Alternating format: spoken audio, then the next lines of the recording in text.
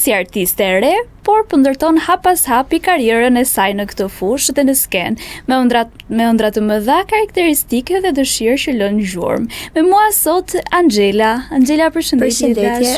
Kënaqësi që të kam si të ftuar. Faleminderit për ftesën. Ishte kënaqësi të vija këtu. Angela, si e ti është skenës? Angela e skenës. Mund të ketë një Angela jashtë skenës, por jo një Angela pa muzikë. Me thënë, në gjithë rutinën time ditore është ajo Angela me muzikë. Angela me muzikë. Në gjithë ditën. Që gjithë ditës ti këndon.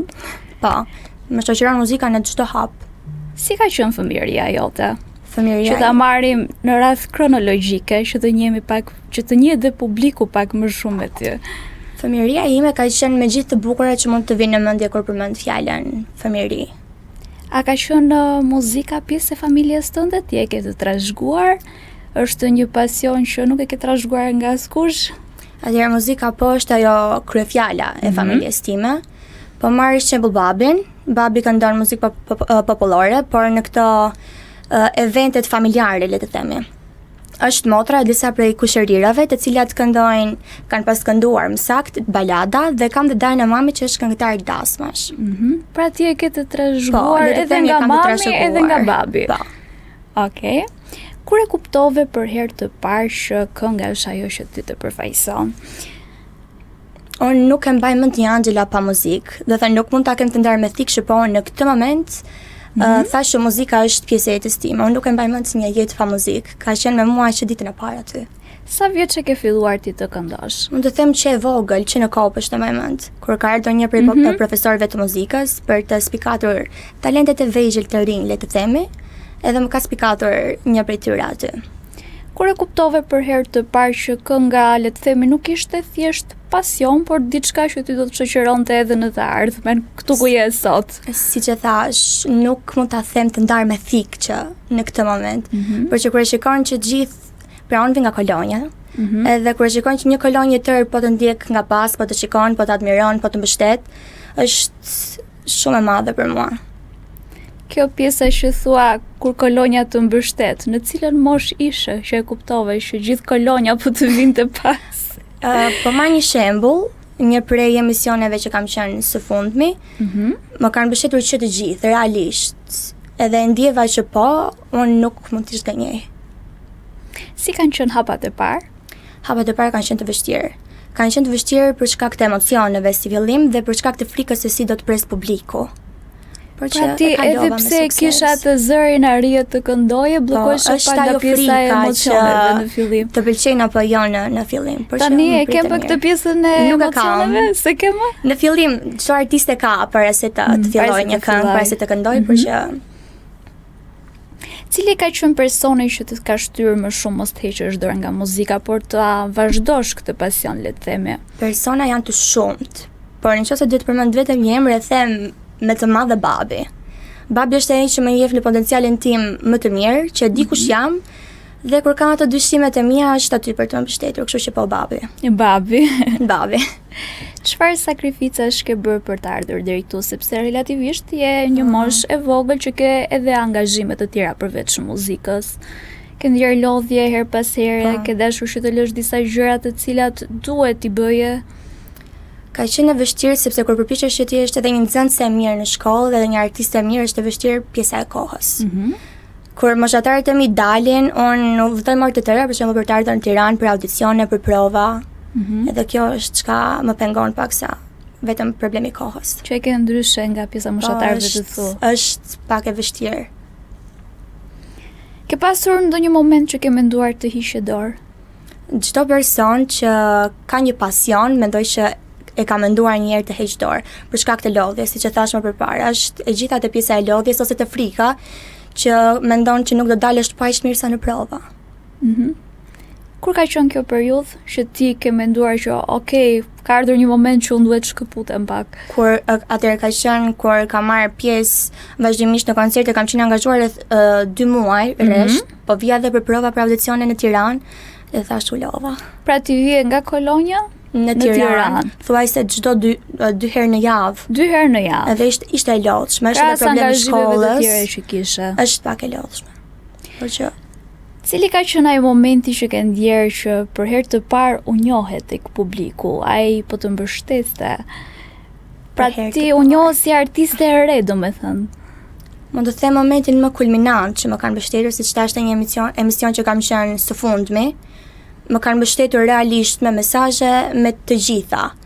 Edhe kam thënë që po, unë duhet jem këtu. Kur nuk je në studio ose në skenë, me çfarë merresh?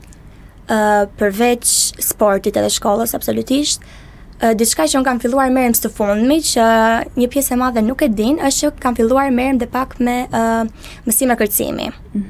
Për të qenë pak më kompletuar me performancat e mia në skenë. Pra shndron prap tek pjesa e artit. E artit, po. E ke si pasion apo thjesht e shikon si diçka që ti duhet ta bësh, që ti jesh e kompletuar në momentin kur këndon në skenë? Janë të dyja. Edhe pasion, por edhe diçka që ti të duhet. Edhe të ndihmon në pjesën e këndimit. Çfarë është ajo pjesë që publiku nuk di për Angjelën? Jam shumë detajiste. Jam tepër detajiste, merrem me gjërat më të vogla, i dua të kuroja në detaje. I rikthen gjërat 100 herë? Po, jam tepër detajiste, nuk di. Ka nga ato raste që thon Angjela bollse na lodhe. Po, jam të merr, dua, nuk e di, që nga kënga, që nga përzidhja e materialit, që nga performanca, nëse ka një performancë mbrapa e të tjera. Kush të qëndron më shumë afër që të ndihmon në të gjitha këto përzgjedhjet që ti bën? Motra. Motra? Po. Më e madhe? Motra më e madhe, po. Merret edhe ajo me pjesën e muzikës? Motra po, ka pas kënduar balada, po për qef. Nuk është se ka parë që diçka që po në të vazhdoj më përpara.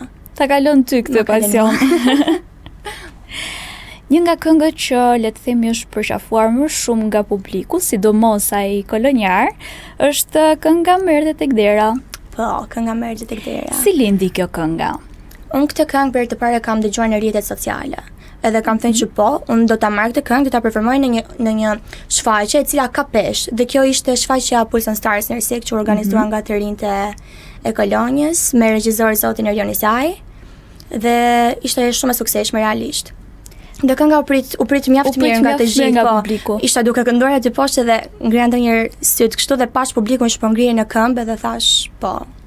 A i ke këto emocionet në momentin që shikon publikun të reagoj, të ngrihet? Do me thënë, ka raste që bllokohesh kur të është emocion, do thënë emocion për mirë, le të flasim. Po, për mirë. Po pse mendon që i preku njerëzit kaq shumë që kjo këngë? Mund të them që është një gjë e marrë nga realiteti dhe që është vendosur në një shfaqje. Domethënë ishte gjëja më reale aty brenda, ishte një ngjarje vendosur pa gënjeshtra, pa trillime dhe prandaj. Po më që ndalemi pak tek pjesa e këngës Merrte tek dera. Unë do doja shumë që ti të na këndoje një pjesë të kësaj këngës, me që ke ngritur gjithë publiku në këngë. E meritojmë edhe ne ta dëgjojmë këtu live me që të kemi në studio. Kështu që një pjesë të vogël aty ku e shikon që më shumë. Tërita e mjera e mu si pikas që vranë të dera biro e muna me së ditës. Tërita e mjera mu si pikas që vranë të dera biro e muna në mes të ditës. Tani e kuptoj se pse publiku është prekur nga shumë nga kjo kënga, nga mënyra se si ti e performon, një talent i vërtetë. Faleminderit. Ke pasur rastin që të këndosh me një personazh të njohur të skenës shqiptare, Aurela Gaçen.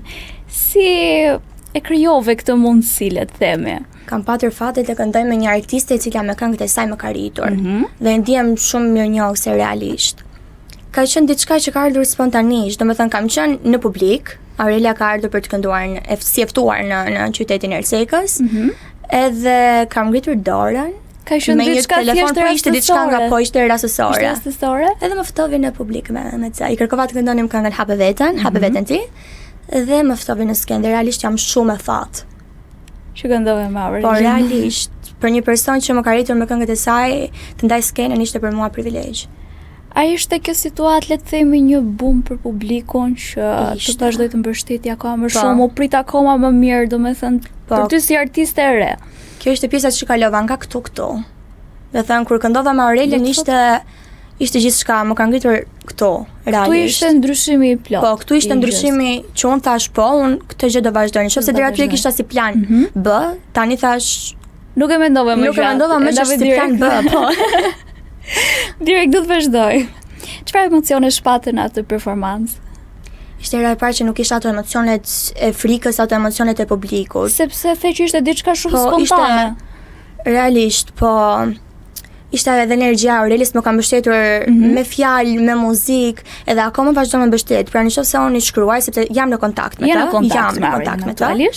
Dhe nëse shkruaj për një pyetje apo për diçka, më kthen direkt përgjigje, është tepër e komunikueshme, është pa jo Aurela që shihet në skenë, madje më e mirë. Kishe emocion atë momentin kur po këndoje me Aurelën apo ndjeve komplet të qetë? Kur ngjita në skenë kisha pak sa emocione, por kur fillova të këndoja i kanë të gjitha emocionet. Realisht i kanë të gjitha. Do me thënë, ai momenti ty të dha më shumë besim në pjesën e muzikës. Të la jo eksperiencë ndonjë mësim për veten, por edhe për artistët e reja që të ndjeken? Mësimi ishte vetë Aurela. Do thënë, sa do larë që mua të më çojë jeta, prap do jem kjo Angela e thjesht. Kjo ishte. Si mendon ti për të gjithë artistët e reja si ti? Ty t'ishte dhënë shansi që të këndosh me Aurelën. Por nëse nuk do ta kishe këtë shans që të kishe kënduar me Aurelën dhe ajo faza e kalimit si shteti nga këtu, kalova këtu. Mendon që do të kishte ndonjë ndryshim apo do t'i kisha arritur vetë hap pas hapi? Mendoj se do t'i kisha arritur për jo kaq. Jo kaq. Sepse më dha një shtysë dhe një motivim për veten time. Edhe nuk mendoj se do isha kaq. Por që do ta kisha arritur për artistët e rinj që kanë talent të fshehur, le të themi, do të ishte ndihmës shumë e madhe për bashkëpunimet me këngëtar të njohur. Po, absolutisht që po. Të japin një motivim tjetër. Është një motivim që nuk edhe një zbulim talenti. Po. Cila është ëndra më e madhe që nuk e ke realizuar deri tani? Sepse ti me të vërtet ke kënduar, ke patur eksperiencat e tua edhe pse e vogël, po një ndër ato ëndra që ti dëshiron të realizosh. Ëndrat për fushën e muzikës janë të shumta. Për fushën e muzikës. Por do të thoshe të kisha një repertor timin me këngët e mia. Edhe mbase një bashkëpunim me Aurelën. Por kjo mbetet për të parë në të ardhmen. Në të ardhmen ti mendon që do të jesh e fokusuar tek muzika apo tek ndonjë profesion tjetër? Mendoj që ti bëj të dyja, por absolutisht muzikën nuk e shikoj kurrë si një plan B. Mendoj ti bëj të dyja paralelisht. Pra muzika do të jetë plani A sipas teje. Absolutisht. Nuk kam për të lënë kurrë. Kurrë. Krahas muzikës, çfarë profesioni tjetër do të bëje? Nuk e di, nuk e kam vendosur akoma. Por që mbetet për të parë. Nuk e ke një gjë ku e gjen më shumë veten? E gjej veten, le të themi, në degët e mjekësisë, por duke qenë se janë pak të gjata dhe unë do vazhdoj të marr mësime private për fushën e muzikës si çmar. Pra mund të kemi edhe një mjekë të ardhshme. Tani për ta përmbyllur, do doja shumë që të na këndoje këngën që ke kënduar me Aurelën. Po. Mund të vazhdojmë tani për këtë pjesë të këngës? Po. Hape vetën ti, shpirtin pagu fithel teje dhe dashuro jetën, dhim në këtë bot vetëm. Hape vetën ti, që në marësi që dua, këtë mal që djeg në gji, një zet nuk mund t'japi, dhe rëndi në ke, ëndra pse i letë të dreten, pushdo në kratani, haro dhe vetën ti, dhe trokit në der, heja dhe më merë me vete, a dit këtë dashuri, veç kënë të ngri. Angela, shumë faleminderit edhe shumë suksese në rrugtimin tënd. Faleminderit shumë. Kënaqësi që të kisha të ftuar. Kënaqësi që isha e ftuara juaj. Faleminderit. Ju pëlqeu kjo video? Atëherë bashkohuni me ne.